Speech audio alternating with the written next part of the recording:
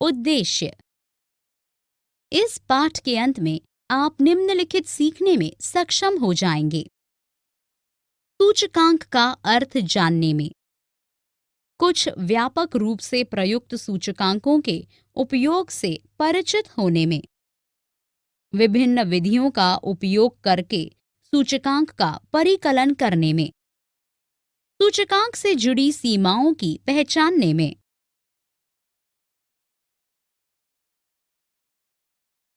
सूचकांक प्रस्तावना। सूचकांक क्या है? सरल शब्दों में सूचकांक एक सांख्यिकीय साधन है। इसका पूर्व में किसी निश्चित समय पर मूल्य या कीमत की तुलना में मूल्य या कीमत में विचलन दिखाने के लिए उपयोग किया जाता है। यह अपसारी अनुपातों की सामान्य प्रवृत्ति को निरूपित करता है, जिससे इसका परिकलन किया जाता है। यह दो विविध स्थितियों में सहसंबंध चरों के समूह में औसत परिवर्तन की मात्रा है। यह तुलना व्यक्तियों, स्कूलों, क्लिनिकों आदि के बीच हो सकती है। सूचकांक संख्या चराक के मूल्य में विचलन का भी मापन करती है, जैसे कि उत्पादों की एक निर्दिष्ट सूची की लागत, व्यापार और वाणिज्य के विभिन्न क्षेत्रकों में उत्पादन की मात्रा, विभिन्न कृषि फसलों का उत्पादन, निर्वाह लागत आदि। सूचकांक को प्रतिशत के रूप में व्यक्त किया जाता है। आधार अवधि, कीमत सूचकांक और परिमाण सूचकांक क्या हैं? आधार अवधि समय का वह बिंदु है जिसका अन्य अवधियों के साथ मूल्यांकन के लिए संदर्भ बिंदु के रूप में उपयोग किया जाता है। आधार अवधि में मूल्य सूचकांक 100 है। किसी निश्चित समयांतराल में एक विशेष क्षेत्र में वस्तुओं और सेवाओं के दिए गए प्रकार के लिए मूल्यानुपातों के सामान्यीकृत औसत को कीमत सूचकांक के रूप में जाना जाता है। दूसरी ओर परिमाण सूचकांक एक निश्चित समय बिंदु पर उत्पादित वस्तुओं की मात्रा, परिमाण में भिन्नता का मापन करती है। हालांकि कीमत सूचकांक का सामान्य तौर पर अधिक उपयोग होता है, लेकिन उत्पादन सूचकांक भी अर्थव्यवस्था में उत्पादन के स्तर की महत्वपूर्ण सूचक है।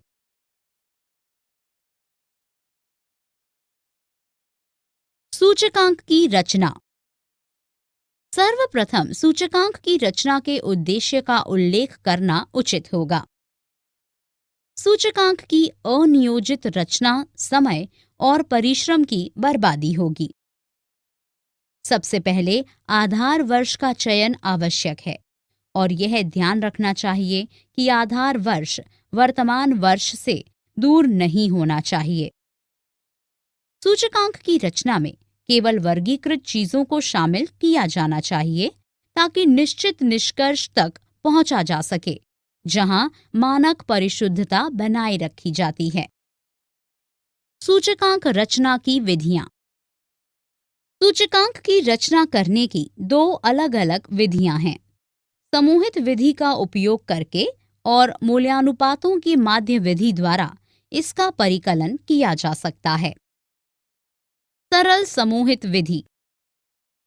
सरल समूहित कीमत सूचकांक का सूत्र P01 है, जो 100 से गुणा किए गए P0 से विभाजित P1 के योग के बराबर है। यहाँ P1 और P0 क्रमशः वर्तमान और आधार वर्ष में किसी वस्तु की कीमत को दर्शाते हैं। समूहित विधि गैर भारित माप है, क्योंकि यह वस्तुओं की मूल्यानुपात मदों को स्पष्ट रूप से नहीं दर्शाती है। यहाँ दिए गए उदाहरण में P1 145 है, जबकि P0 90 है। सूत्र का उपयोग करके हमें P1 मिलता है, जो 161.11 के बराबर है। इससे पता चलता है कि कीमतों में 61.11% की वृद्धि हुई है। वस्तुओं को समान महत्व या भार रखने वाला माना जाता है, लेकिन वास्तविकता में उन्हें वरीयता के अलग अलग क्रम पर खरीदा जाता है। भारित समूहिक विधि। सरल सूचकांक तब भारित सूचकांक संख्या बन जाता है जब दूसरी वस्तु के मूल्यानुपात महत्व को ध्यान में रखा जाता है। यहाँ परिमाणात्मक भार पर विचार किया जाता है और इस प्रकार यह वस्तुओं के निश्चित समुच्चय की कीमत में परिवर्तन का मापन करता है। भारित समूहित कीमत सूचकांक में भार के रूप में आधार वर्ष के परिमाणों पर विचार किया जाता है और इसे लास्पेयर के कीमत सूचकांक के रूप में भी जाना जाता है। वहीं दूसरी ओर, जहां आधार वर्ष के परिमाण वर्तमान वर्ष से भिन्न होते हैं और वर्तमान वर्ष के परिमाण का उपयोग कीमत सूचकांक, मूल्यानुपातों की माध्य विधि और उपभोक्ता कीमत सूचकांक CPI। मूल्यानुपातों की माध्य विधि। मूल्यानुपातों की माध्य विधि की सहायता से हम अलग अलग मदों की सापेक्ष कीमत पता लगाते हैं और उनके अलग अलग मूल्यों का औसत निकालते हैं। कीमत सापेक्ष सूचकांक आधार वर्ष की तुलना में चालू वर्ष में किसी चर के आनुपातिक मूल्य प्रतिशत को संदर्भित करता है। मूल्यानुपातों की माध्य विधि कई वस्तुएं होने पर मूल्यानुपातों का माध्य दर्शाता है। कीमत मूल्यानुपातों का भारित सूचकांक कीमत मूल्यानुपातों का भारित समांतर माध्य है। भारित कीमत मूल्यानुपातों में भारों को आधार अवधि के दौरान कुल लागत में उन पर लागत के प्रतिशत से परिभाषित किया जा सकता है। सामान्य तौर पर आधार विधि का भार वर्तमान अवधि के भार के लिए वांछित होता है, क्योंकि प्रतिवर्ष भार की गणना करना एक मुश्किल काम है। उपभोक्ता कीमत सूचकांक। उपभोक्ता कीमत सूचकांक सबसे अधिक उपयोग की जाने वाली सूचकांक है। यह खरीदारों द्वारा खरीदी गई उपभोक्ता वस्तुओं और सेवाओं की टोकरी के व्यक्तिनिष्ठ औसत का परीक्षण करता है। मूल रूप से CPI अर्थव्यवस्था में सकल कीमत स्तर का परिमाण निर्धारित करने का प्रयास करता है और उससे उपभोक्ताओं की क्रय शक्ति का आकलन करता है। इस सूचकांक को निर्वाह सूचकांक के रूप में भी जाना जाता है। भारत में सरकारी एजेंसियां CPI आंकड़ों को तैयार करती और बनाए रखती है। भारतीय रिजर्व बैंक उपभोक्ता कीमतों में बदलाव की निगरानी करने के लिए एक मुख्य माप के रूप में अखिल भारतीय संयुक्त उपभोक्ता कीमत सूचकांक का उपयोग करता है। आजकल 2012 का आधार वर्ष के रूप में उपयोग करके यह सूचकांक तैयार किया जाता है। उपभोक्ता खाद्य कीमत सूचकांक खाद्य और पेय पदार्थों के लिए उपभोक्ता कीमत सूचकांक के समान है, सिवाय इसके कि इसमें मादक पेय पदार्थों और तैयार भोजन, नाश्ता, मिठाई आदि पर विचार नहीं किया जाता है। कुछ महत्वपूर्ण सूचकांक संख्याएं। थोक कीमत सूचकांक। थोक कीमत सूचकांक WPI उत्पादों यानी दो व्यापारिक संस्थाओं के बीच न कि खरीदारों और विक्रेताओं के बीच कारोबार की गई वस्तुओं की थोक कीमतों में विचलन का मापन करता है और पर निगाह रखता है। इसका थोक कीमतों के लिए परिकलन किया जाता है, जिसमें वर्तमान और आधार वर्ष के परिमाण अलग अलग होते हैं। CPI के विपरीत इसकी कोई संदर्भ उपभोक्ता श्रेणी नहीं होती है। वर्ष 2011-12 अब भारत के लिए थोक कीमत सूचकांक का आधार वर्ष है। औद्योगिक उत्पादन सूचकांक। औद्योगिक उत्पादन सूचकांक वह भारतीय सूचकांक है जिसके माध्यम से अर्थव्यवस्था में विभिन्न क्षेत्रकों जैसे कि विनिर्माण, खनन आदि में समवृद्धि को निर्धारित किया जा सकता है। उपभोक्ता कीमत सूचकांक या थोक कीमत सूचकांक के विपरीत यह परिमाणों का परिकलन करने का प्रयास करता है। 2017 से 2011-12 का औद्योगिक उत्पादन सूचकांक का परिकलन करने के लिए आधार वर्ष के रूप में उपयोग किया जाता है। इस सूचकांक संख्या का आधार वर्ष तेजी से बदलता है क्योंकि प्रति वर्ष बड़ी संख्या में वस्तुओं का निर्माण या तो बंद हो जाता है या वे महत्वहीन हो जाते हैं, जबकि कई नई वस्तुओं का विनिर्माण शुरू हो जाता है। आधारभूत उद्योग अर्थात कोयला, कच्चा तेल, प्राकृतिक गैस, परिशोधन उत्पाद, उर्वरक, इस्पात, सीमेंट और बिजली आईआईपी की मुख्य शाखाएं हैं। यहाँ यह जानना दिलचस्प है कि 8 आधारभूत उद्योगों का आईआईपी में 40.27% का संयुक्त भार है। औद्योगिक उत्पादन का सूचकांक उत्पाद के उपयोग के अनुसार भी उपलब्ध है। उदाहरण के लिए प्राथमिक वस्तुएं, उपभोक्ता टिकाऊ वस्तुएं आदि। मानव विकास सूचकांक। मानव विकास सूचकांक में 3 प्रमुख घटक हैं जो लोगों के जीवन की गुणवत्ता, लोगों को अच्छे अवसर और स्वतंत्रता प्रदान करने और उनके लिए क्या अच्छा है यह चुनने के लिए कई प्रकार के विकल्प देने का मापन करता है। सेंसेक्स। सेंसेक्स अर्थशास्त्र में सूचकांक संख्या। सूचकांक की रचना के मुद्दे। सबसे पहले सूचकांक का उद्देश्य स्पष्ट रूप से परिभाषित होना चाहिए, नहीं तो यह समय और मेहनत की बर्बादी होगा।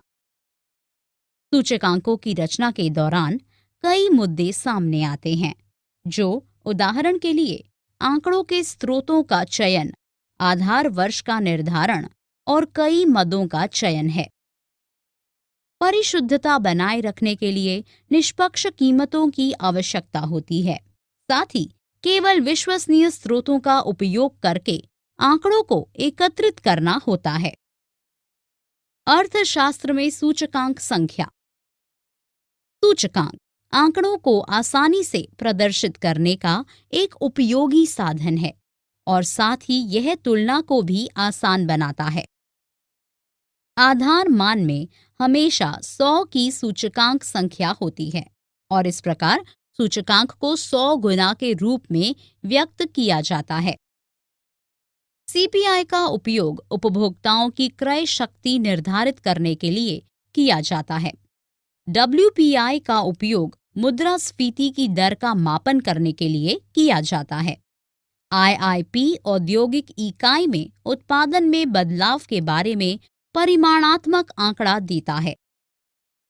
कृषि उत्पादन सूचकांक का उपयोग कृषि क्षेत्र के प्रदर्शन की पहचान करने के लिए किया जाता है और सेंसेक्स शेयर बाजार में निवेशकों के लिए एक मार्गदर्शक के रूप में कार्य करता है। निष्कर्ष। उपर्युक्त चर्चा से हम यह निष्कर्ष निकाल सकते हैं कि सूचकांक महत्वपूर्ण है क्योंकि ये हमें बड़ी संख्या में मदों में परिवर्तन की एकल माप का अनुमान लगाने में सक्षम बनाती है। मात्रा, कीमत, परिमाण आदि के लिए सूचकांक का परिकलन किया जा सकता है। सूचकांकों को सावधानी से अर्थान्वित करने की आवश्यकता होती है। एकीकृत की जाने वाले मदें और आधार वर्ष का चुनाव आवश्यक है। इसलिए हम कह सकते हैं कि नीति निर्धारण में सूचकांक अत्यंत महत्वपूर्ण है, जैसा कि उनके विभिन्न उपयोगों से स्पष्ट है। सारांश। हमने जो कुछ सीखा है उसे संक्षेप में दोहराएं। सूचकांक एक सांख्यिकीय साधन है जिसका उपयोग एक समयावधि में कई मदों में सापेक्ष परिवर्तन का मूल्यांकन करने के लिए किया जाता है। सूचकांकों का सीधा मापन नहीं किया जा सकता है, बल्कि वे सापेक्ष परिवर्तनों का प्रतिनिधित्व करते हैं और अक्सर प्रतिशत में व्यक्त किए जाते हैं। थोक कीमत सूचकांक, औद्योगिक उत्पादन सूचकांक, उपभोक्ता कीमत सूचकांक, कृषि उत्पादन सूचकांक और सेंसेक्स सबसे अधिक उपयोग की जाने वाली कुछ सूचकांक संख्याएं हैं। थोक मूल्य सूचकांक WPI उत्पादों यानी दो व्यापारिक संस्थाओं के बीच, न कि खरीदार और विक्रेता के बीच, कारोबार की गई वस्तुओं की थोक कीमत में विचलन का मापन करता है और दृष्टि रखता है। औद्योगिक उत्पादन सूचकांक IIP एक भारतीय सूचकांक है जिसके माध्यम से अर्थव्यवस्था में विभिन्न क्षेत्रकों जैसे कि विनिर्माण, खनन आदि में वृद्धि को निर्धारित किया जा सकता है। उपभोक्ता कीमत सूचकांक सबसे अधिक उपयोग किया जाने वाला सूचकांक है, जो खरीदारों द्वारा खरीदी गई उपभोक्ता वस्तुओं और सेवाओं की टोकरी के व्यक्तिनिष्ठ औसत का परीक्षण करता है। सेंसेक्स भारत में बॉम्बे स्टॉक एक्सचेंज BSI का बेंचमार्क सूचकांक है। देश के 30 सबसे बड़े और सबसे अधिक सक्रिय रूप से कारोबार किए जाने वाले शेयरों को सेंसेक्स सूचकांक में सूचीबद्ध किया गया है। यह भारतीय अर्थव्यवस्था की परिशुद्ध माप प्रदान करता है।